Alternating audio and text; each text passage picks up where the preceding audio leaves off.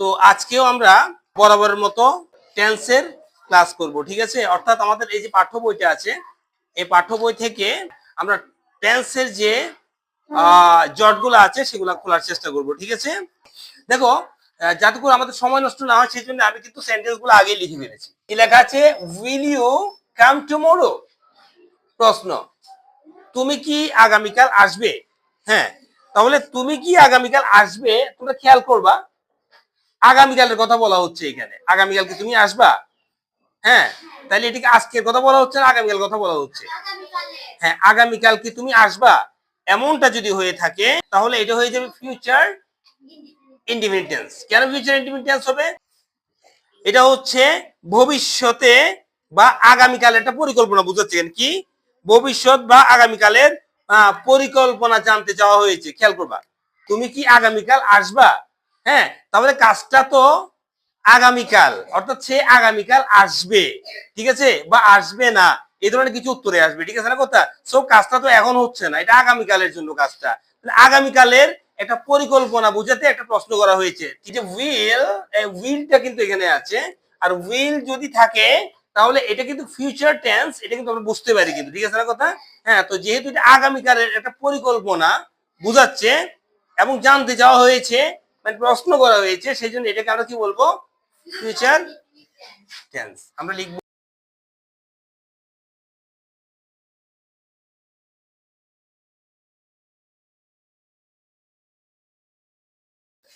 তাহলে আমরা লিখলাম ফিউচার ইনডিফিনিট টেন্স। 2 নাম্বার লেখা আছে কি? Will be here. আমরা এখানে হ্যাঁ থাকবো। তাহলে থাকবো যে বলা হচ্ছে যে এটা ভবিষ্যতের একটা কাজ না, আমরা এখানে থাকবো। তোমরা কি এখানে থাকবা?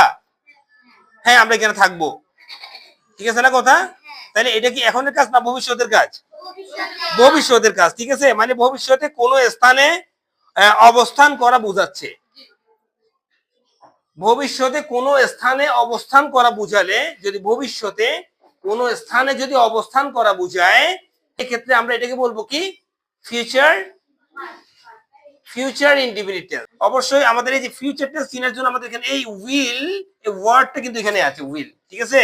হ্যাঁ, তাহলে কি হচ্ছে? উইল বি হিয়ার, আমরা এখানে থাকবো, অর্থাৎ ভবিষ্যতে কোনো স্থানে অবস্থান করার একটা কথা এখানে আসতেছে, সেই জন্য আমরা এটাকে বলবো ফিউচার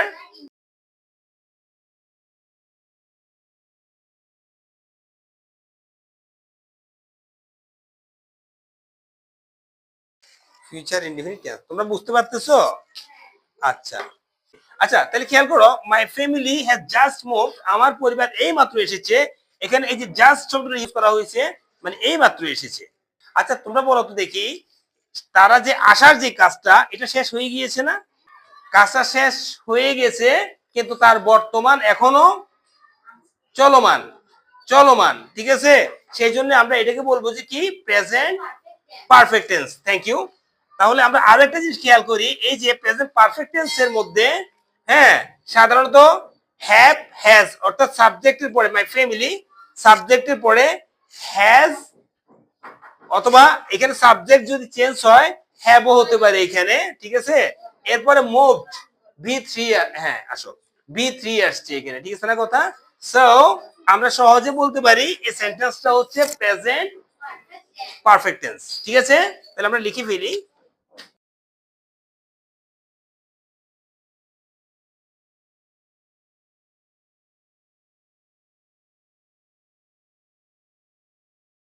লাস্ট ওয়ান, একটা সেন্টেন্স বাকি আছে এবং খুব ইজি কিন্তু সেন্টেন্সটা।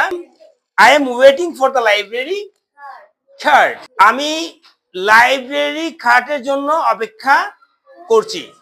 একটা লাইব্রেরি কার্ডের জন্য আমি অপেক্ষা করছি। আচ্ছা, তোমরা আমাকে বলো তো দেখি, আমরা যদি এমনি যদি বাংলা অনুবাদ দিয়ে যদি বুঝি, লাইব্রেরি কার্ডের জন্য আমি অপেক্ষা করছি, এটা লাইব্রেরি, আমি এখানে আসছি, আসার পরে আমি অপেক্ষায় আছি একটা লাইব্রেরি কার্ডের জন্য, কারণ আমি লাইব্রেরি কার্ড ছাড়া তো বই নিতে পারবো না, ঠিক আছে কথা। তাহলে আমি লাইব্রেরি কার্ডের জন্য কি করলাম? অপেক্ষা করছি। আমার কি লাগবে? একটা বই লাগবে। এখন লাইব্রেরি কার্ড ছাড়া কি বই দিবে? তো লাইব্রেরি কার্ড ছাড়া যদি বই না দেয় তাহলে লাইব্রেরি কার্ড লাগবে, তাহলে আমি অপেক্ষা করছি। তাহলে আমার অপেক্ষার কাজটা শেষ হবে কখন?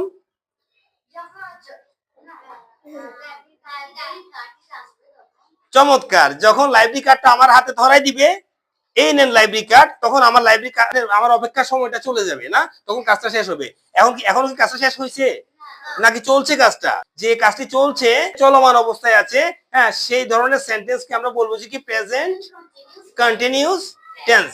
ঠিক আছে, কারণ কাজটা এখনো হচ্ছে, কাজটা এখনো চলছে, এই ধরনের যদি বোঝায় তাহলে সেটা হবে প্রেজেন্ট কন্টিনিউয়াস টেন্স। ঠিক আছে, তাহলে দেখো আরো সহজে চিনার যে প্লিজ, আরো সহজে চিনার যে উপায়টা সেটা হচ্ছে সাবজেক্টের পরে অক্সিলারি ভার্ব আসবে, এরপরে মেইন ভার্বের সাথে আইএনজি যোগ হয়ে যাবে।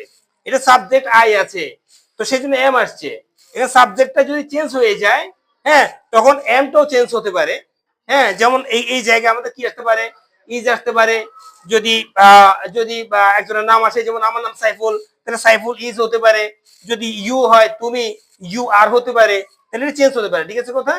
হ্যাঁ, তারপর এটা চেঞ্জ হলে তাহলে আমাদের এই যে মেইন ভার্ব প্রিন্সিপাল ভার্ব যেটা আছে সেটার সাথে কিন্তু আইএনজি যোগ হয়ে যাবে। ঠিক আছে, অতএব আমরা সহজে যদি দেখি সেটা হচ্ছে কি সাবজেক্টের পরে যদি একটা অক্সিলারি ভার্ব চলে আসে, ঠিক আছে, এরপরে যদি আইএনজি যোগ হয়ে যায়, যদি এই স্ট্রাকচারটা যদি আমরা দেখি, তাহলে এটাকে আমরা প্রেজেন্ট কন্টিনিউয়াস টেন্স বলতে পারি।